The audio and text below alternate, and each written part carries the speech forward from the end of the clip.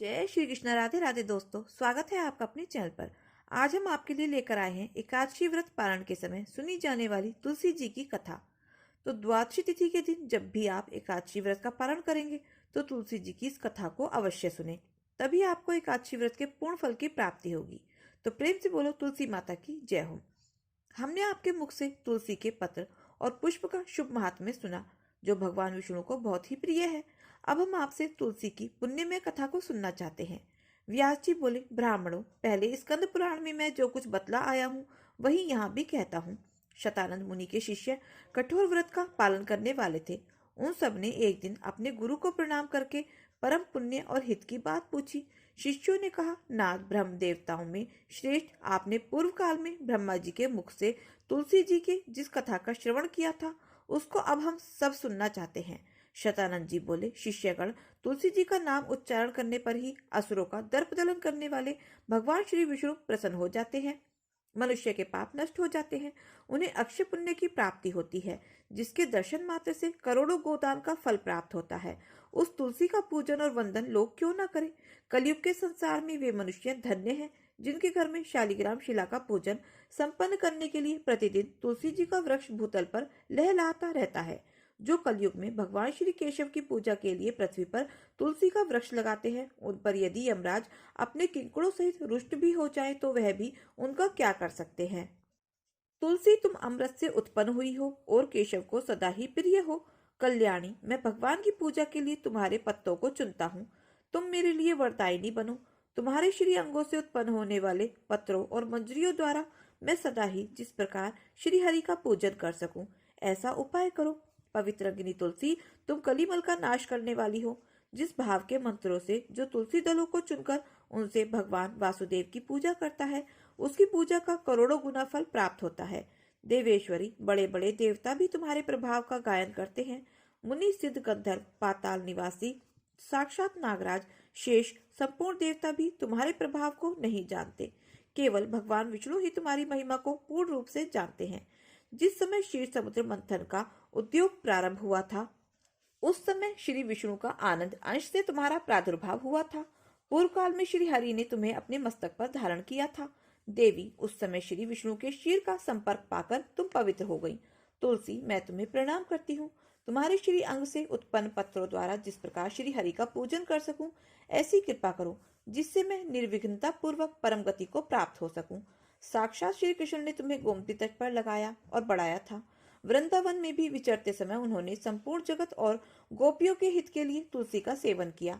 जगत प्रिया तुलसी, पूर्व काल में वशिष्ठ जी के कथन अनुसार श्री रामचंद्र जी ने राक्षसों का वध करने के लिए उद्देश्य से सरयू के तट पर तुम्हें लगाया। तुलसी देवी, मैं तुम्हें प्रणाम करती हूँ। श्री रामचंद्र जी से वियोग हो जाने पर अशोक वाटिका में रहते हुए जनक किशोरी सीता ने तुम्हारा ही ध्यान किया था, जिससे उन्हें पुनः अपने प्रियतम का समागम प्राप्त हुआ। पूर्व काल में हिमालय पर्वत पर भगवान शंकर की प्राप्ति के लिए पार्वती देवी ने तुम्हें लगाया और अपनी अभिष्ट सिद्धि के लिए तुम्हारा सेवन किया। तुलसी देवी, मैं तुम्हें नमन करती हूँ। संपूर्ण देवांगनाओं और किन्नरों ने भी दुस्वप्न का नाश करने के लिए नंदन वन में तुम्हारा सेवन किया था।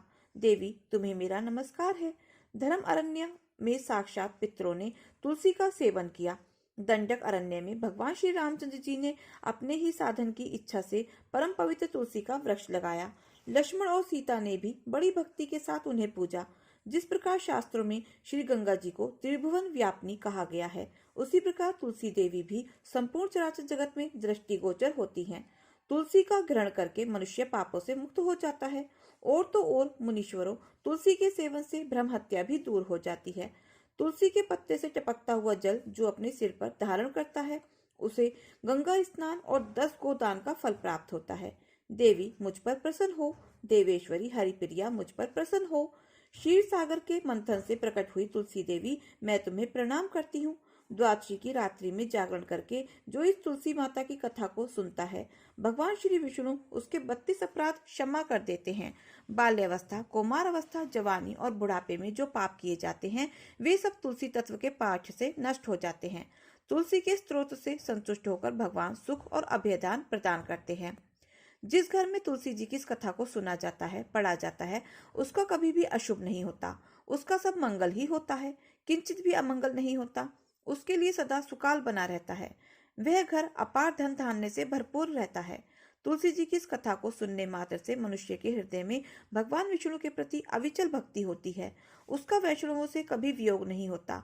इतना ही नहीं, उसकी बुद्धि कभी भी धर्म से पृथक नहीं होती। जो द्वादशी की रात्रि में जागरण करके तुलसी जी की इस कथा को पाठ करता है या सुनता है, उसे करोड़ों तीर्थों के समान का फल प्राप्त होता है।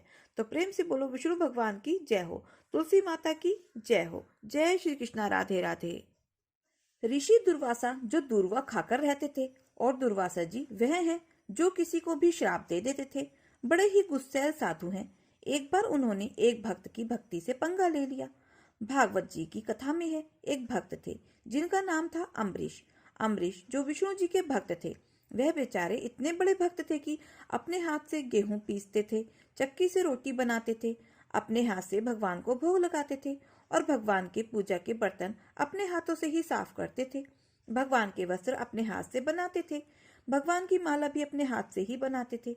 भगवान के लिए पुष्प खुद तोड़कर लाते थे। जमीन में सोते थे। ऐसे श्रेष्ठ भक्त थे अम्बरीश जी।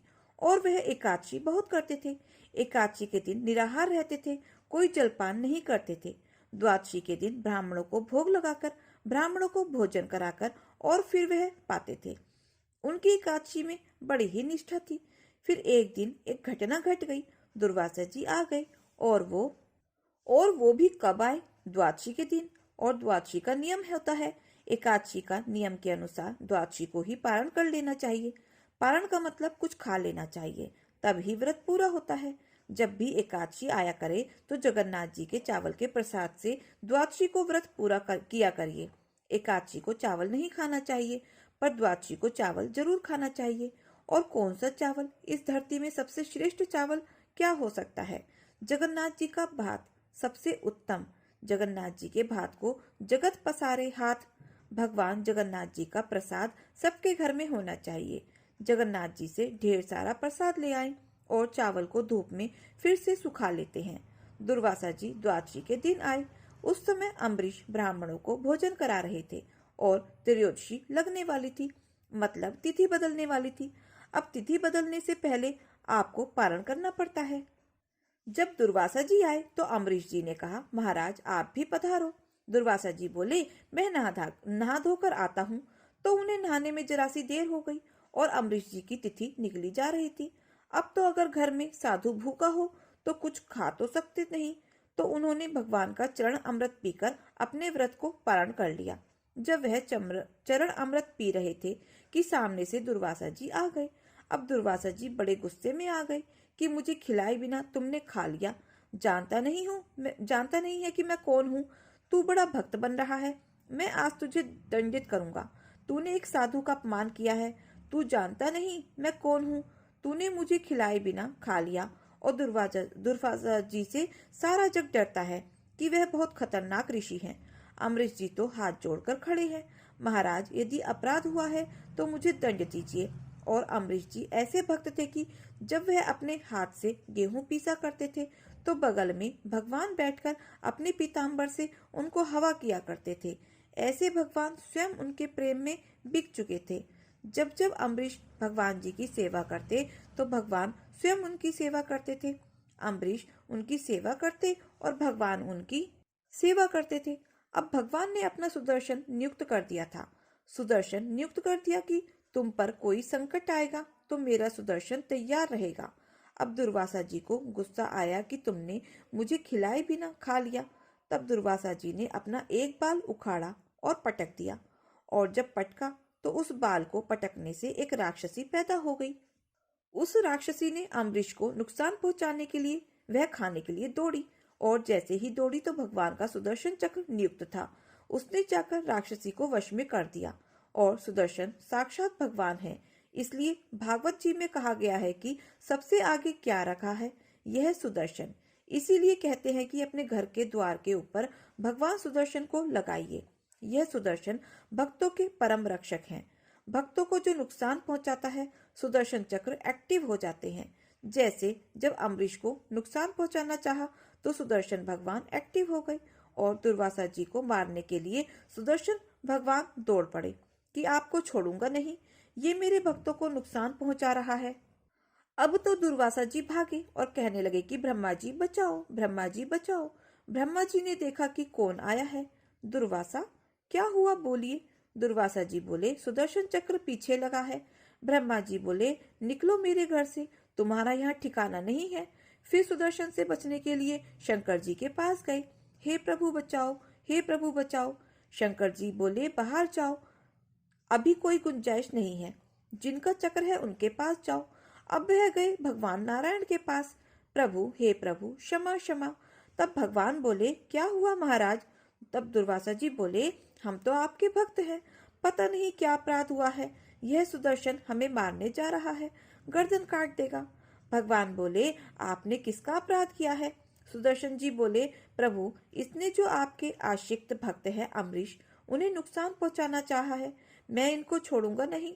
अब भगवान बोले, तो फिर मैं भी सेवा नहीं कर पाऊंगा। इस बार अब दुर्वासा जी घबराए कि जब भगवान नहीं बचा रहे हैं तो अब कौन बचाएगा। अब दुर्वासा जी घबराए, चरणों में गिर पड़े। प्रभु, आप बताओ मैं क्या करूं। तब भगवान बोले, जिसका अपराध किया है उस भक्त से जाकर क्षमा मांगो, वह क्षमा कर देंगे तो यह चक्र स्वयं ही शांत हो जाएगा। तब दुर्वासा जी दौड़े दौड़े अम्बरीश जी के चरणों में गए। अम्बरीश जी ने देखा, महाराज आप तो साधु हैं। अम्बरीश जी ने साष्टांग प्रणाम किया। दुर्वासा जी ने कहा, हे अम्बरीश, हमें क्षमा करो, हमने भक्ति का अपमान किया है, अपराध किया है। तब दुर्वासा जी के लिए अम्बरीश ने सुदर्शन भगवान से प्रार्थना की कि हे सुदर्शन भगवान, यदि मैं आपका अनन्य भाव से चिंतन करता हूँ, मैंने भगवान के सिवा अपने हृदय में किसी को स्थान न दिया हो, मेरे अंदर यदि किसी के प्रति छल कपट ईर्ष्या देश न हो, तो हे सुदर्शन भगवान आप शांत हो जाइए। सुदर्शन भगवान शांत हो गए और दुर्वासा जी की रक्षा हुई। तब से दुर्वासा जी को समझ में आया कि भक्तों से पंगा नहीं लेना चाहिए। भगवान से पंगा लोगे चलेगा, पर भक्तों से नहीं चलेगा, बहुत महंगा पड़ सकता है। भगवान है ना न्याय करने के लिए। रावण के साथ न्याय भगवान ने किया, उसे दंड मिला। द्रौपदी के साथ जो दुशासन ने किया, उसे भी दंड मिला। ईश्वर के घर देर है अंधेर नहीं। दुर्वासा जी का अभियान समाप्त हुआ और आज से आपका एक बहुत बड़ा सबक मिला।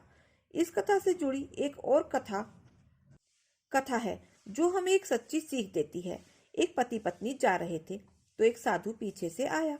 बारिश का समय था, सड़क के गड्ढे में पानी भरा था, तो समझ में नहीं है कि यहाँ गड्ढा है कि यहाँ समतल है। तो एक साधु बुढ़िया कीर्तन में मस्त थी, श्री कृष्ण गोविंद हरे मुरारी गाते हुए चला जा रहा था। वह पति पत्नी इस तरफ से जा रहे थे और वह साधु अपनी लाइन से इस तरफ जा रहा था।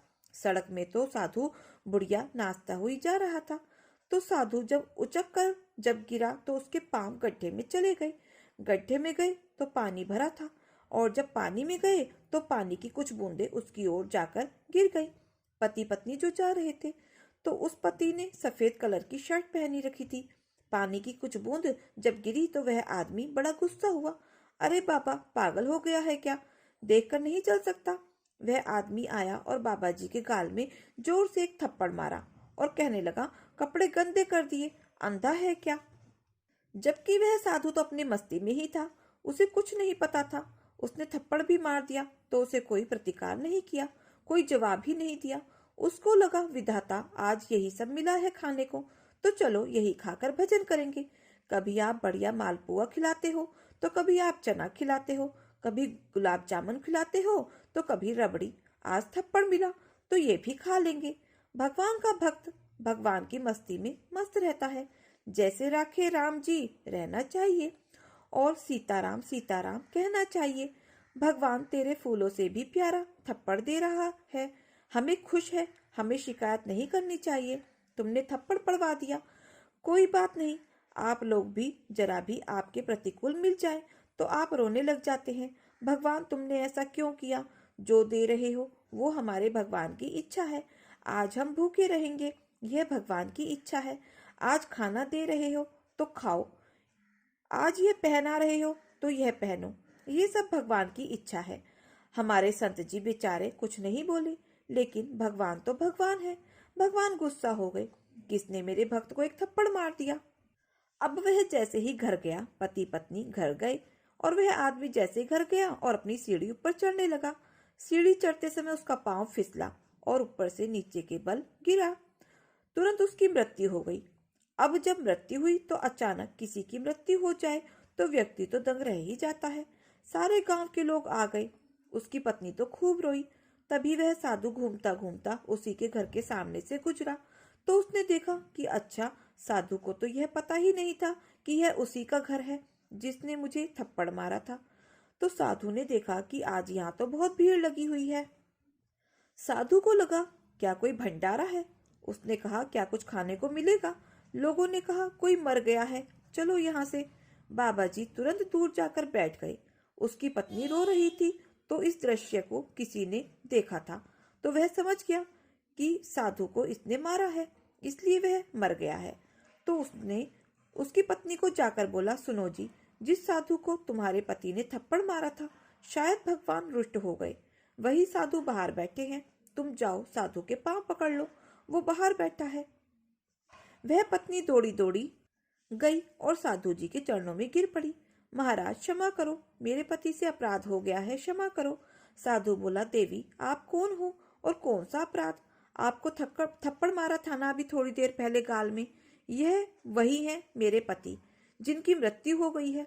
संत ने कहा, इसमें मेरा कोई रोल नहीं है। तेरे पति ने मुझे मारा तो मेरे प्रभु ने भी इसे मार दिया, हिसाब बराबर। भगवान मैं कुछ नहीं कर सकता, मैं थोड़ी भगवान हूँ, मैं तो भगवान का दास हूँ। यह ईश्वर का विधान है। उसने थप्पड़ मारा तो मैं दुखी नहीं हुआ और यह मर गया, उसका दंड पाकर तो मैं खुश नहीं हूँ। यह ईश्वर का विधान है, इसमें मेरा कोई हाथ नहीं है। इसका मतलब न्याय करने वाले कौन है? इसलिए जो हो रहा है वह हमारी और आपकी मर्जी से नहीं, भगवान की मर्जी से ही हो रहा है। तो प्रेम से बोलो विष्णु भगवान की जय हो। जय श्री कृष्णा। राधे राधे। एक सास और बहू थी। सासू माँ हर रोज ठाकुर जी की पूरे नियम और श्रद्धा के साथ सेवा करती थी। एक दिन शरद ऋतु में सासू माँ को किसी कारणवश शहर से बाहर जाना पड़ा। सासू माँ ने विचार किया कि ठाकुर जी को साथ ले जाने से रास्ते में उनकी सेवा पूजा नियम से नहीं हो सकेगी। तब सासू माँ ने विचार किया कि ठाकुर जी की सेवा का कार्य अब बहू को देना पड़ेगा, लेकिन बहू को तो कोई अकल ही नहीं कि ठाकुर जी की सेवा कैसे करनी है। सासू माँ ने बहू को बुलाया और समझाया कि ठाकुर जी की सेवा कैसे करनी है, कैसे ठाकुर जी को लाड़ करना है। सासू माँ ने बहू को समझाया कि बहू, मैं यात्रा पर जा रही हूँ और ठाकुर जी की सेवा पूजा का सारा कार्य तुमको करना है। सासू माँ ने बहू को समझा दिया था, देख ऐसे 3 बार घंटी बजाकर सुबह ठाकुर जी को जगाना, फिर स्नान कराना, फिर स्वच्छ कपड़े पहनाना, फिर ठाकुर जी का श्रृंगार करना, फिर ठाकुर जी को दर्पण दिखाना, दर्पण में ठाकुर जी का हंसता हुआ मुख देखना, इसके बाद ठाकुर जी को भोग लगाना। इस तरह सासू माँ बहू को सारे नियम समझाकर यात्रा पर चली गई। अब बहू ने ठाकुर जी की सेवा कार्य उसी प्रकार शुरू कर दिया जैसे सासू माँ ने समझाया था। बहू ने सुबह होते ही ठाकुर जी को जगाया, नहलाया, कपड़े पहनाए, श्रृंगार किया, दर्पण दिखाया। अब सासू माँ ने कहा था कि दर्पण में ठाकुर जी का हंसता हुआ मुख देखकर ही भोग लगाना। दर्पण में ठाकुर जी का हंसता हुआ मुख ना देखकर बहू को बड़ा आश्चर्य हुआ। बहू ने विचार किया कि शायद मुझसे सेवा में कोई गलती हो गई है, तभी दर्पण में ठाकुर जी का हंसता हुआ मुख दिखाई नहीं दे रहा है। बहू ने फिर ठाकुर जी को नहलाया, श्रृंगार किया, दर्पण दिखाया, लेकिन ठाकुर जी का हंसता हुआ मुख नहीं दिखा। बहू ने विचार किया शायद फिर से कुछ गलती हो गई होगी। बहू ने फिर से ठाकुर जी को नहलाया, श्रृंगार किया, दर्पण दिखाया। ठाकुर जी का हंसता हुआ मुख फिर भी नहीं दिखाई दिया। बहू ने फिर से ठाकुर जी को नहलाया। ऐसा करते करते बहू ने ठाकुर जी को 12 बार स्नान करा दिया। हर बार दर्पण दिखाया, मगर ठाकुर जी का हंसता हुआ मुख नहीं दिखा। अब बहू ने 13वीं बार फिर से ठाकुर जी को नहलाने की तैयारी शुरू कर दी। अब ठाकुर जी ने विचार किया कि इसको हंसता हुआ मुख नहीं दिखा तो यह तो आज सारा दिन मुझे नहलाती ही रहेगी। अब बहू ने ठाकुर जी को नहलाया, कपड़े पहनाए, श्रृंगार किया और दर्पण दिखाया। अब बहू ने जैसे ही ठाकुर जी को दर्पण दिखाया तो ठाकुर जी अपनी मनमोहनी मंद मंद मुस्कान से हंसे। बहू को संतोष हुआ कि अब ठाकुर जी ने मेरी सेवा स्वीकार कर ली है। अब हर रोज यही नियम बन गया। ठाकुर जी रोज हंसते। सेवा करते करते अब तो ऐसा हो गया कि बहू जब भी ठाकुर जी के कमरे में जाती, बहू को देखकर ठाकुर जी हंसने लगते।